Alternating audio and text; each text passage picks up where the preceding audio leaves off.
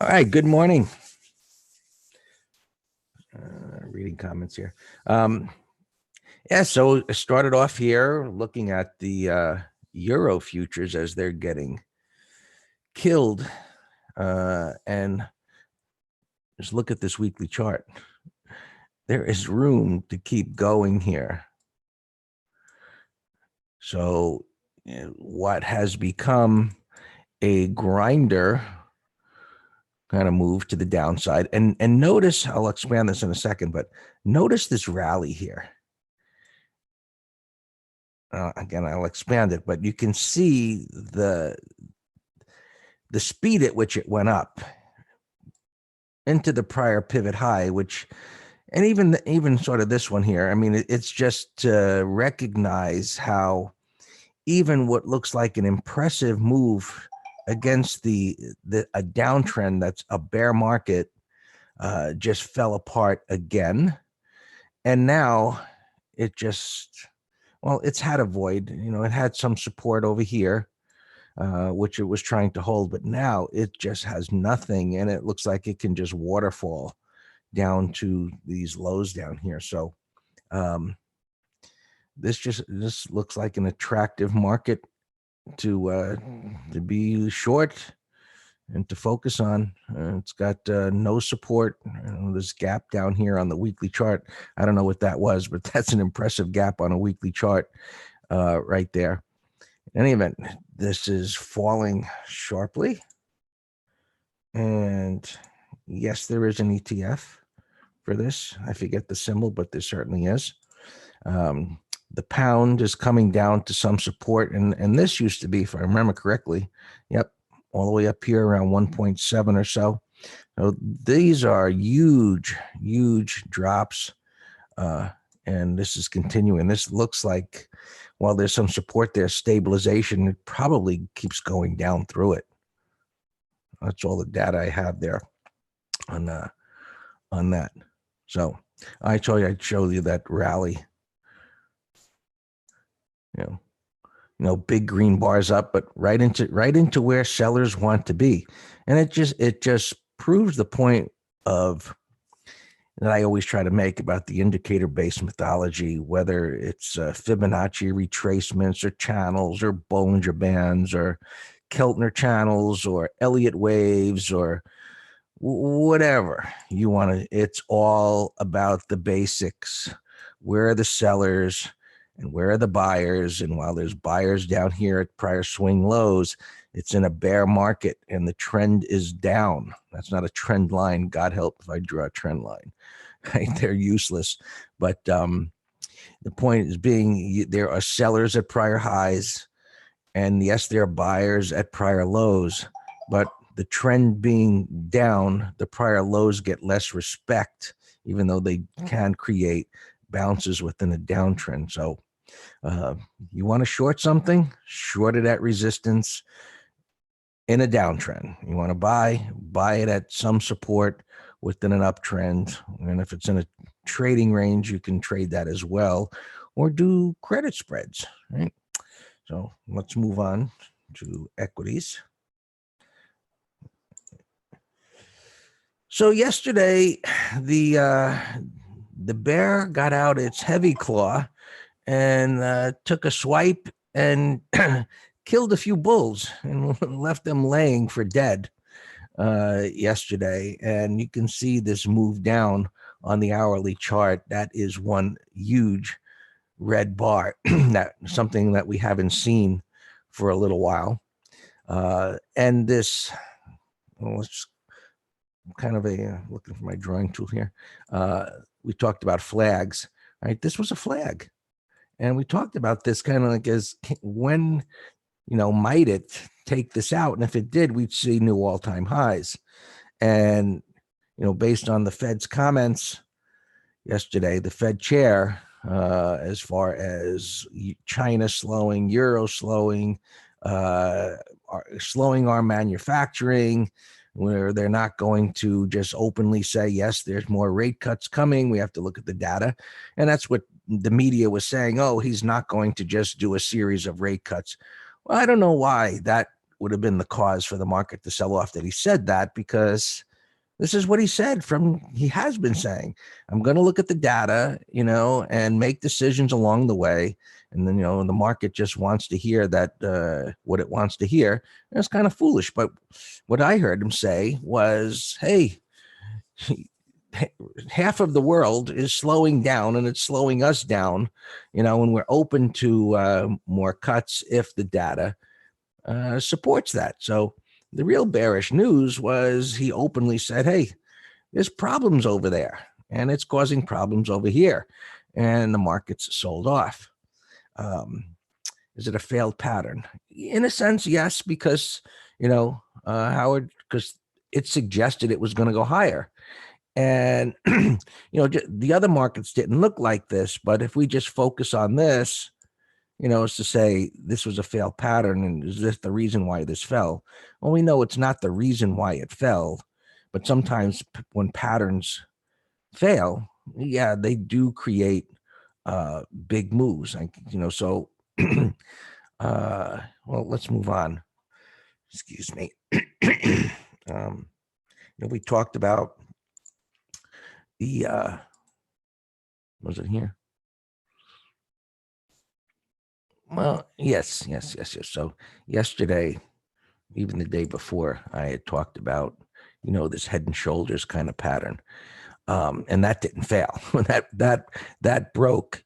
And when it did, it fell all the way down to support, and then it began to stabilize. What I said was, well, if this actually fails, well, that would create, a sizable move to the upside. So patterns suggest something to happen in the future, right? So depending if a bull flag suggests it's going to go up, a head and shoulders top suggests it's going to go down. And when those patterns fail, they tell us that, let me just back up for a second. Depends on how big the pattern is, of course, right? So this is a relatively large pattern. It's an hourly chart. But let's say this was a weekly chart and this pattern formed. Well, it would tell us that the vast majority of investors and traders were thinking along the same lines, to create a pattern of this size on a weekly chart. So if it failed, well, they're all going to scramble to get out in reverse position. So, the bull flag, that failed, but that was more or less on news. In any event, this didn't fail. And just looking at the technicals, when it started down, and it just fell into what we call the void, and it just kept dropping until it reached the next level and poked through it a little bit. So now what was a small consolidation bar is a larger red bar on the weekly chart, and we'll see what today and tomorrow brings us to what this looks like. And so in any event, we've got a trading range going on here on the weekly time frame. And on the spiders, well, it poked under the swing low, right? It was able to close above the swing low, right? So futures, well, the spiders here, markets are coming down here a little bit, and we've got a new reference point of support, meaning yesterday's low, to trade off of to see if this can hold. Maybe it comes back up. Remember, this is the schizo market, Mr. Schizophrenic. So again, this held this low. Something like this typically will have an inside day, a consolidation day, as traders and investors kind of wait and see, what's going to happen here. Can we hold this level? Does it turn back up? Last year we saw plenty of bars like this on a daily time frame get negated and turn back up again, which is unusual, but we did see it happen several times. So we'll see. This was a pretty nasty move to the downside, suggesting it's going to go lower. But let's wait and see what today brings and tomorrow. The Qs, same story, dropped hard. There's the head and shoulders. It fell and came down to the next support. Right? Look to the left. You don't need fib lines, Elliott waves, this, that, or the other thing. Just look to where there's support and resistance. It's really that simple, right? Prices trade between those levels. When they get to the level, you see how it then trades. Does it hold the level? Does it go sideways? How far can it retrace against it? And so on. And you measure that just eyeballing it to say, okay, it can't retrace even half of this level. It's moving sideways down here. And what we look for intraday are patterns where it then creates new resistance within the void, and maybe it gets retested and then it rolls over from there. And again, it's a systematic step-by-step process of analysis of multiple time frames. You want to see SPX? There you go. So kind of the same story. I can change that to a day chart, which may be more helpful to you, trader. But it's going to be the same story. Yes, I use fibs when confused. Well, it's kind of what's I saying? A masochistic kind of thing, right? If you like pain, if I wanted pain, I'd put some fib retracements and extensions on there, confuse the hell out of myself, and lose some money. I love joking with Alex. He likes pressing my buttons on indicators. Anyway, so here are the levels on the SPX where it kind of poked under and then came back up again. So, if you were going to do some kind of a spread, you don't have anything here because of the way it fell, right? The way it fell. When we see wide range bars, there are a whole bunch of smaller bars. So this is an hourly chart. If we go to a 15-minute chart, you just see, it broken up, and we go to 5-minute chart, you see the waterfall. So here was the retracement, and then it begins to top out. And this is where we shorted, actually, on the Russell, what we did yesterday, the Russell futures. And what I said was, I'm going to short it here. And if it goes up here, I'm going to short some more, looking for it to come up over to the left where the resistance was, right? So there was this level where we started shorting, and it came up to that level, we continued shorting, and then it rolled over. And over here is where I said to everybody, I said, this has the look for them in the moment, like it could go back up to the high of the day. And then when it couldn't, and it jiggled around as we got closer to the close, the buyers gave it up, and we had that waterfall to the downside. Right? It was a nice move at the end of the day. So we're just applying what we talk about here, pre-market, in real time in the green room. So going back to my 60, we've got this low to deal with here, and this is the most crazy pattern in the Russell, with this break lower and up, down, gap down, up. And so we'll see if this can survive today within that green bar. So it's just kind of jiggling around here like everything else pre-market. So we'll just see where that goes. And as we look at the transports, held up actually pretty well. And that's not unusual for what has been the underperformer. And it kind of shows some relative strength in a situation like this. So we'll see where this all shakes out today. Quickly look at the futures, and here's the stabilization day. And so here is a bear flag, right? Flagpole, right? In the MT Live, Dan and I did flag patterns. Here's a bear flag coming up here. Now it's close to the 20. And that's one of the things we covered in the MT Live, is when the flag approaches the 20 is just a guideline as to, is it mature enough to roll over? So we'll see what happens here, right? And NQs, right? Same story, right? Holding this low so far, grinding up into the 20 on the 60. The Dow which violated these lows, but not major support, which is here. Right? But that's definitely a big crack in the wall, let's just say.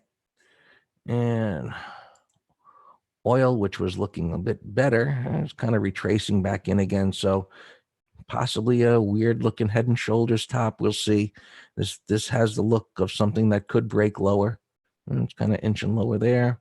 Bonds, right? And this happens a lot where, the markets, equities fall and money rotates into bonds. But this, what looks like head and shoulders, now beginning to negate and could suggest that bond and this is going to, if bonds break above here, right, and clear that, what it means is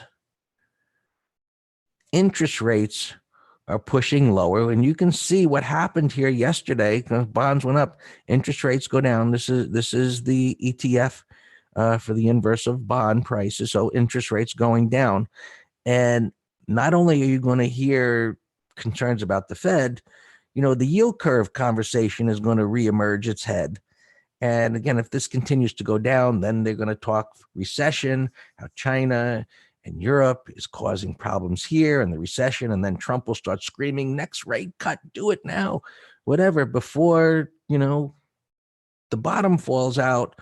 And you will see the equities continue to move down if that all unfolds. And, these charts and these breaks will be what was the start of a correction. But in the weeklies, the monthlies are in uptrends. Corrections do happen. We just monitor everything in multiple time frames. Gold starting to come in where the Fed chair said, hey, there's no inflation. Right? I'm not doing it. If he had cut probably 50 basis points, this would have probably went up. But so now, while this is still bullish, this is still in a corrective mode in a smaller time frame. And silver coming in kind of hard, right? Void, big move up, nothing to stop it. So now a buyer's going to have to step up, possibly around this level, to stabilize this and see if they can hold this level. So we will wait to see if buyers will step up at some point here, whether it's the 20 or whatever it might be, and form some pattern in a reversal in these markets. So I took a long time. Sorry about that, Dan. It's all yours. Oh, no worries. Always good stuff.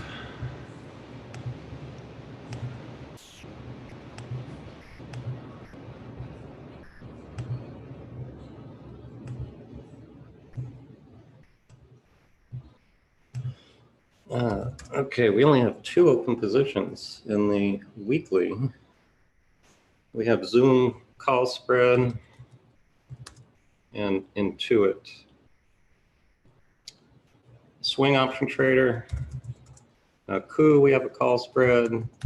Crowd put spread. And it's actually looking pretty good here pre-market. GE, we did a half lot yesterday, and what a disappointment.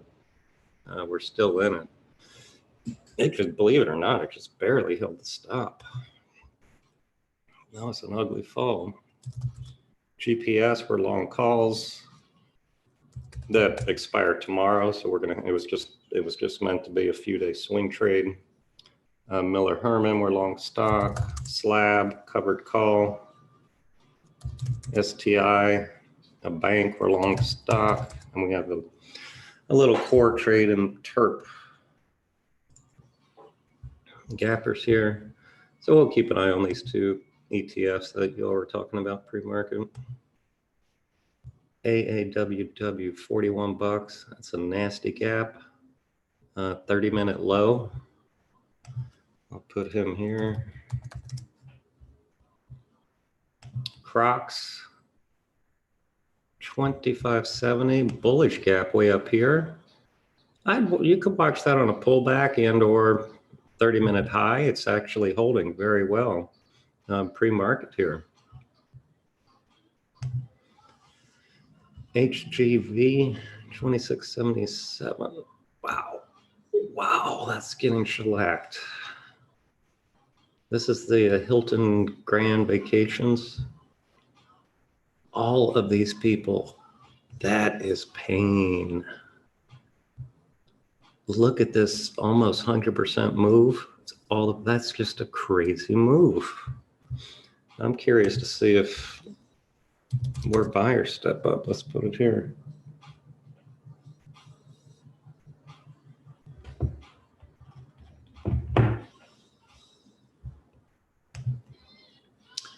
RES 707 in a nasty downtrend, daily, weekly, monthly, but a bullish gap. That could be the start of something. You had a 1, 2, 3 at the low on volume. That's worth watching. 30-minute high. Here's another shellacking. Just incredible. Some of these gaps. Look at this. I got to go to my monthly chart to mark 224. That's a big gap. But yes, we were talking yesterday. Look, it's a bearish pre-market, and Greg says, "Hey, I like big gaps." If you get a bearish intraday setup, poor thing looks lower. FIVN, 58 bucks. We're getting some crazy gaps today. Look at this one, gapping up here to the top end of this weekly. But it's too big to do anything. Here we go again. Monster gaps today. 2067. Look at this. That is cut in a third.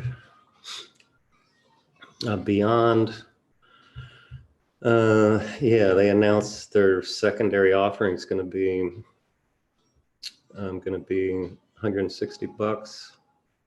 That's not good. If your stock's trading at 200, yeah, I'll let you buy it $40 cheaper. How does that sound?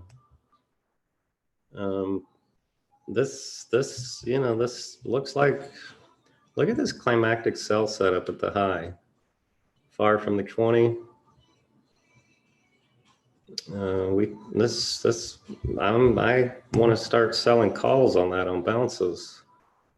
So I put him in this upper right window. Absolutely, Javier, it's on my list. And I even mentioned that to Greg this morning. I'm like, how did we miss this 1, 2, 3? Look at this. This is a solar stock. I think we had this core long right here. Didn't we, McGraw? And it had such a good run that I didn't want to sit through the pullback. That was a beautiful, beautiful entry right there. But this 1, 2, 3 was beautiful. I'm assuming it was earnings. It's 14 bucks. Nothing to do with it now. It's too big. T-Doc, 70 bucks. McGraw, you asked me about this. I said over yesterday's high. Powie,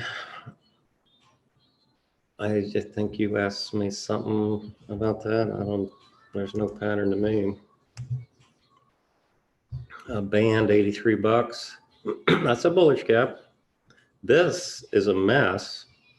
Remember we found a few of these yesterday that Greg said, even though rising 20 and 50, that's your EKG.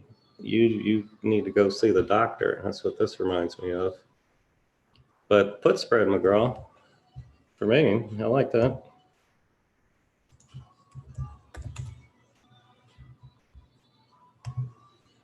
Shop, 333. It's range bound. It was gapping over here earlier. 340.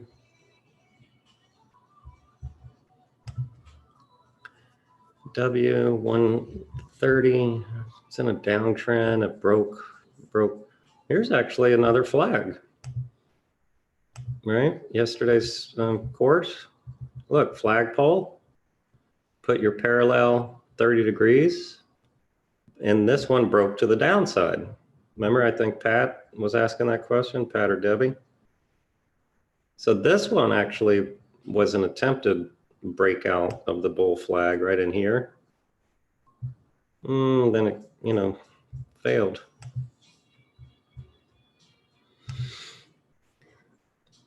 BTI, it's an ADR. It's a bullish gap, but I don't nothing to do with that. TDOC.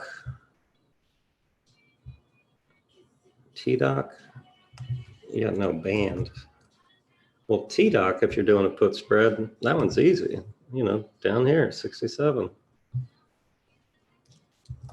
Band. You know, you can go to an hourly, see how aggressive you want to be. I mean, 74 is the no-brainer, right? The low of yesterday. If you wanted it a tad tighter, I don't know, 74 to 76. You got to see what strikes they have available. Fit. Yeah, Greg mentioned yesterday, this thing looks like it's going to 0.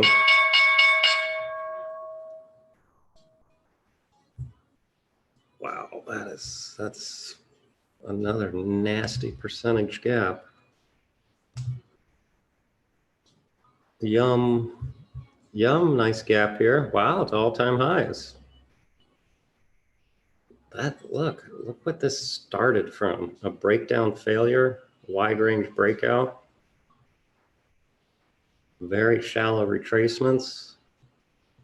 They like their Taco Bell.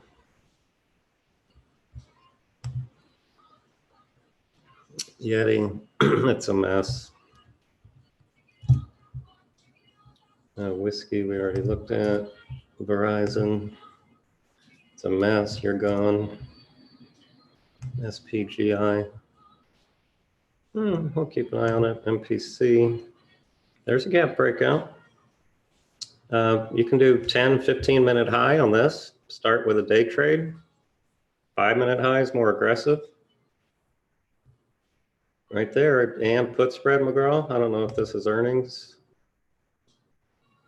Beautiful put spread candidate.